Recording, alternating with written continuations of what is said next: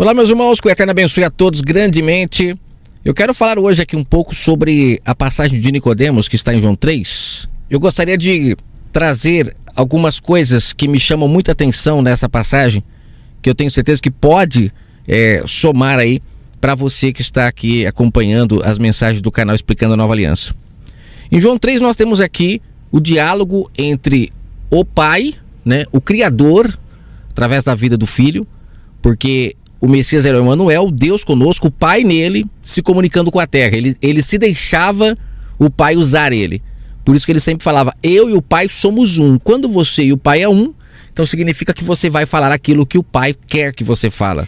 O sistema idolatra o Filho, mas a glória é do Pai. O próprio Filho, na tentação no deserto, fazendo aqui um parênteses, ele fala que somente ao Eterno, ao Altíssimo, ao Yahweh, ao Criador, nós devemos adorar.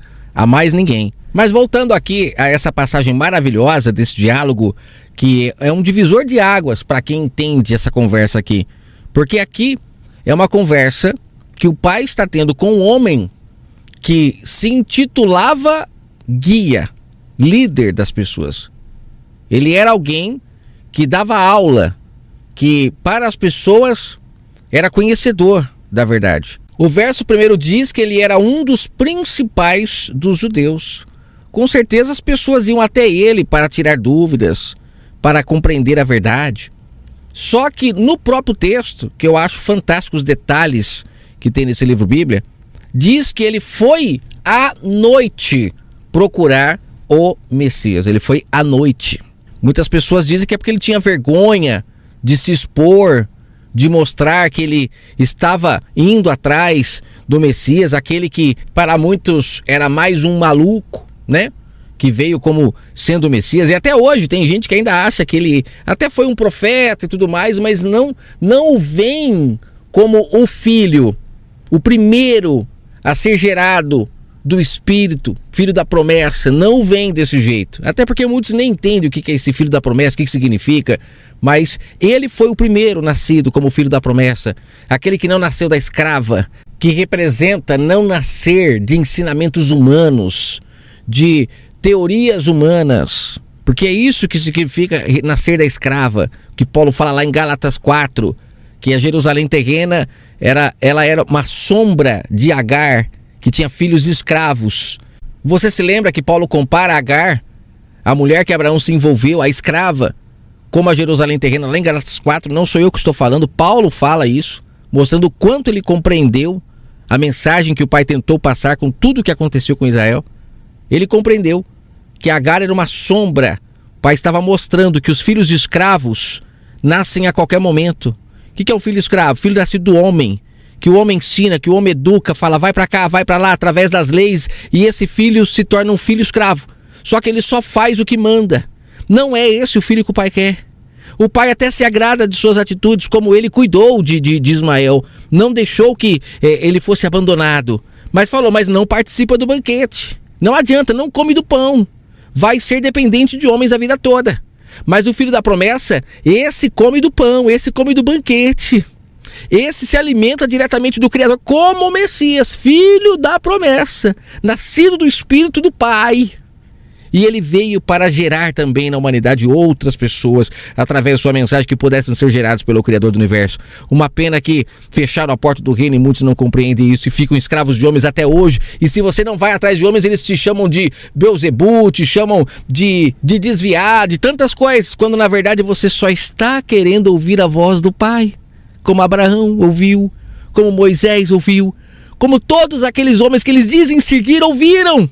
E o próprio Filho, cheio da presença do Pai, aquele que mais teve fé que pisou nessa terra, que estava pleno, como João mesmo fala, que todos receberam o Espírito do Criador por medida, mas o Filho não, estava pleno do Pai. E nesse momento Nicodemos foi a ele, à noite, para conversar com ele. Esse à noite representa que Nicodemos estava em trevas, e a gente percebe isso no decorrer da história, que ele fica em choque com a mensagem que o Pai lhe traz. E o que o Pai lhe traz? O Pai lhes mostra o mundo espiritual, como funciona. E ele, por ser carnal, por ter sido ensinado assim, cego que segue cego cai em abismo. Lembra como o Messias falou em Mateus 23? Eu por muito tempo achava que esse cair em abismo era ir para o inferno, no futuro, não. O abismo, ali está falando de entendimento, compreensão, não chega na verdade. Quem vai atrás de gente que não tenha compreensão, fica tão sem compreensão quanto a pessoa que ela está seguindo. Assim como aqueles que iam até Nicodemos. Vocês acham que eles saíam das reuniões de Nicodemos iluminados ou mais em trevas ainda? Pelo decorrer aqui da história, a gente percebe que eles saíam mais em trevas, no mesmo abismo que Nicodemos estava. Aí olha só, por que Nicodemos procura ele? Porque Nicodemos ficou admirado com os sinais que ele fazia. Então no primeiro verso nós temos ali que Nicodemos, ele era um fariseu, um dos principais judeus, a qual o povo recorria a ele. Mas no verso 2 já mostra que ele estava em trevas, foi à noite procurar o Criador, porque a noite tem essa simbologia das trevas, trevas de entendimento, abismo, lembra que eu falei agora há pouco? Tem uma mensagem aqui no canal que eu falo sobre o dia e a noite. Ouça essa mensagem, ela é profunda para você entender essa questão. Por que existe o dia, por que existe a noite? Tudo está aí para a gente enxergar o mundo espiritual, assim como o Messias tentou abrir o entendimento de Nicodemos para enxergar o mundo espiritual através das coisas visíveis. O dia e a noite também não é diferente. Por que todo dia clareia, todo dia escurece?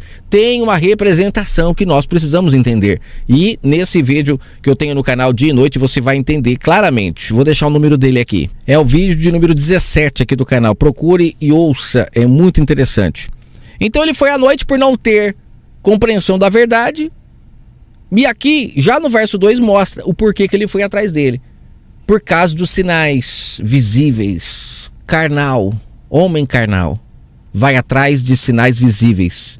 Precisa ver para crer. O que nós temos hoje não são pessoas que precisam ver para crer, como Nicodemos. Não se esqueçam que a besta matou as testemunhas. O que nós temos hoje aí não são as testemunhas, os nascidos do Espírito, mas são, seguidores de Nicodemos. Acredito que não há necessidade de desenhar para conseguir entender isso. O povo de Israel não tinha fé. Em Hebreus, no capítulo 4, Paulo ali fala que o povo de Israel, eles não entraram para o reino, inclusive ali na entrada da terra prometida, é uma sombra de que pouquíssimas pessoas entrariam no reino, porque não uniram a fé ao que ouviram. Lembrando que se você não quer dar crédito que eu estou falando a verdade, mas acredita que Paulo falava a verdade, então leia Hebreus 4. Lá Paulo fala que eles não uniam a fé ao que ouviam. Por isso não entraram no reino. Não conseguiam entrar. É uma sombra o que aconteceu. Assim como Paulo fala em Gálatas 4 que a Jerusalém terrena é uma sombra de Agar, que é filho da escrava. A Jerusalém do alto é a sombra de Sara, que só teve filho na vontade do pai, no tempo do pai. Assim também, a entrada lá do povo de Israel na terra prometida é uma sombra do povo que entra no reino, que compreende a verdade. É uma sombra. Até hoje, o povo não consegue entender isso, porque está muito bem fermentado. Israel precisava ver para crer. Olha para Nicodemos. Se não ver, acha que é mentira, é louco. Então peça para as pessoas verem o que Paulo falou sobre Gálatas 4 ali, da Jerusalém terrena. Você consegue ver Jerusalém terrena sendo filho da escrava? Um povo que só fazia o bem por causa das leis? E isso é tão verdade que o próprio Messias, naquela parábola do servo inútil, ele chama ali Israel de servo inútil, que é um fato que poucos entendem porque não tem essa compreensão de que Israel terrena é filho da escrava, filho da lei. O Messias chama eles de servo inútil justamente porque só faziam o que mandava, não iam além. E a gente tem na prática isso acontecendo lá, quando o bom samaritano ajuda aquele homem que estava precisando de ajuda. E ali, aqueles que aprenderam a amar o próximo, a fazer o bem, não fizeram por quê? Porque a lei não diz bem assim, não é desse jeito que tem que ajudar as pessoas. Aí o bom samaritano vem e passa por cima da lei. O amor constrange, o amor, ele está acima da lei. Por isso que o Messias mesmo falava, está aqui alguém que é maior do que o sábado, que é maior do que a lei. Por quê? Porque existia amor nele, a presença do Pai. Não há lei para o amor. Não há regras. O amor passa por cima das regras, ele passa por cima de tudo. E ele vai ter a razão, porque o amor é a única coisa que nos liga ao Criador. É o amor. Paulo fala isso em Coríntios 13, em 1 Coríntios 13. Ainda que eu falasse a língua dos homens, todos os idiomas da terra, como eu já falei aqui no canal, que lá ele fala sobre os idiomas, e ainda falasse a língua dos anjos, ainda se eu falasse, significa que ele nunca falou, como tem muitas pessoas que acham que estão falando a língua dos anjos por aí. Paulo mesmo falou, nunca falei, ainda que se eu falasse, mas não tivesse amor, não adiantava nada. Se eu tivesse todo o dinheiro, todo o ouro, toda a prata, não adiantava nada. É o amor que é a chave para se conectar ao Criador. E olha que o Criador falou pela boca do Filho, hein? A lei e os profetas se resumem nisso. Amar ao próximo como a ti mesmo, não fazer para ele o que você não quer para você. Só isso. Mas o povo prefere o quê? A religião. Praticar religião. E não é isso que liga a gente ao Pai. Não é isso. Mas é o amor. Só ele. Só abrindo um parênteses, já falei sobre o bom samaritano agora há pouco, mas a gente percebe ali no bom samaritano, né, que passou o sacerdote, passou o levita, olha, todo o povo religioso passou. O bom samaritano veio, praticou o amor, foi ele que foi aceito. Então não é a religião, é o amor que nos liga ao Pai. Então vamos lá.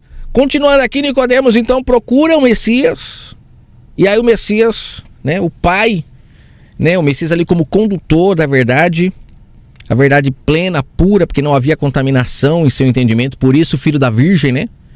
Não teve amantes, não teve estupradores, que também os estupradores da velha aliança, é tudo simbologia das pessoas que são estupradas pelo engano, né? Mas no caso, a gente percebe que o Messias nasceu de uma virgem, não teve nada disso, por isso que conseguia trazer a verdade plena. E a gente vê aqui que o Pai dá alguns exemplos da terra para que Nicodemos entenda o mundo espiritual. E ele não consegue entender. A história fala que ele foi embora, não aceitou isso. Porque tem que ver para crer. Se não tiver o batismo na água, gente, como que eu vou me salvar? Não é assim que os líderes falam? Tem que batizar na água. Era uma prática para Israel que precisava ver para crer, como Nicodemos, que precisava ir lá, né, nessa água e se batizar, porque ele precisava ver para crer. Você vê que o Messias tentou mostrar o reino espiritual e não compreendeu, mas põe um rio ali cheio de água ou uma piscina para ele ser batizado, se ele não iria. Porque tá vendo. Ah, se eu não comer o pão da igreja lá, o pãozinho, o vinhozinho, eu não participei da ceia. Nicodemos, é você, Nicodemos, que precisa ver para crer? Ah, se eu não sair de casa e não for a um templo de pedra lá para cultuar, eu não louvei a Deus, eu não honrei a Deus, né? Isso é Nicodemos. Precisa ver para crer. Só sai de casa para procurar marido quem não está casado, gente. Se você está saindo de casa para ir num local para dizer que está se relacionando com o Criador, eu sinto lhe dizer, você está se relacionando com muitos homens que dizem que conhecem Ele, mas não é Ele. Se utilizam das palavras dele, mas não é Ele. Vão te dar prazer, porque a palavra do Pai dá prazer. Só que não é o prazer pleno, porque não é pura a palavra. Olha os exemplos que o Messias deu para Nicodemos para ele abrir o entendimento. Em verdade te digo que se alguém não nascer de novo, não pode ver o reino do Pai. Nicodemos já achou que tinha que voltar para o ventre da mãe. Ó, a visão dele, fisicamente. Aí ele quer tirar um sarro com o Messias. Então quer dizer que eu tenho que voltar para o ventre da minha mãe para nascer de novo, para poder entrar no reino? Ou seja, não compreendeu o que o Messias tentou dizer. Assim também quando você fala para uma pessoa que não precisa comer os pãozinhos da igreja, tomar esse vinhozinho para participar da ceia, ela fala que você é louco, você é blasfemo, tá blasfemando. Não, porque o pão, o próprio Messias falou, eu sou o pão da vida. É a palavra que estava nele, o pão, a verdade que nós temos que comer. E o vinho é o Espírito Santo do Pai, o Criador, que nós aceitamos em nós e passamos agora a vivermos em novidade de vida, como lá em João 2, que teve ali aquele casamento, aonde você vê que o que é usado ali como símbolo do casamento ali? O vinho, a presença do Espírito Santo. Sabe por que a gente não consegue entender as Escrituras? Porque criaram uma trindade na mente das pessoas. E aí quando o Messias fala, eu sou o pão da vida, a gente acha que é ele o pão da vida. O pão da vida é o Pai que estava nele, é o próprio Pai falando. Vinde a mim, todos vós que está cansado. Não é a ele, aquele homem que veio, mas é ao Pai. O Pai é o centro da atenção. Mas conseguiram reverter, camuflar, e as pessoas não entendem isso. Eu sou o pão da vida, é o próprio Pai dizendo, comam de mim que vocês viverão. E lá na tentação do deserto, o Messias não falou que comia o pão que vinha da boca do Pai, como ele era o pão. Se ele mesmo fala que comia do pão que vinha da boca do Pai. O pão é o Pai, é a palavra dele que está no nosso entendimento.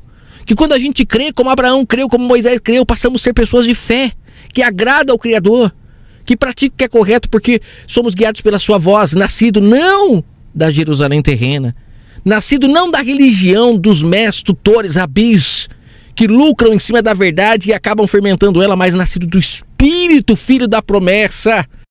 Então, continuando aqui para não me estender muito, Nicodemos não entende o que era nascer de novo. Nascer de novo é agora compreender a mensagem do Pai espiritualmente. Só faltava isso para ele. Paulo fez isso. Paulo nasceu de novo. Ele olhou para a história de Sara e de Agar e falou: peraí, isso aqui tem uma representação. Sara é os nascidos do Espírito, que nascem pela vontade do Pai, não do homem. Agar, nascido da carne, escravo, só faz o que lhe mandam. Aí Paulo caiu a ficha. Renovou o entendimento. Lembra que Paulo fala: renovai o vosso entendimento. É nascer de novo. Quando você renova o seu entendimento é porque você está nascendo de novo. Um outro exemplo. O povo de Israel passando em terra seca. Lá, na Velha Aliança.